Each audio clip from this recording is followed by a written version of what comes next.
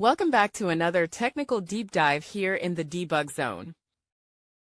Today we're tackling a big question and breaking it down with insights from other users. Hopefully this clears up some misconceptions and helps you get the answer you need. So buckle up, stay a little curious, and let's jump right in.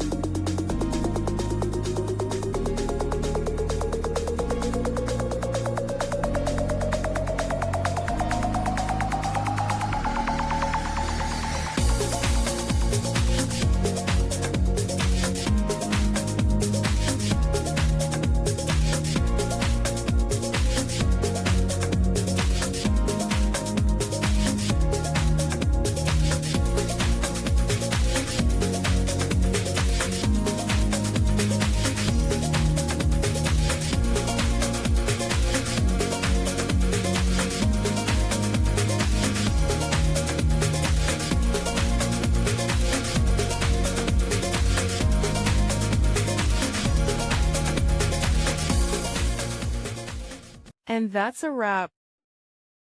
I hope you found the answer you were looking for. If you did, take a second to hit that subscribe button. It really helps out. And let me know in the comments which solution worked best for you. See you next time in the debug zone.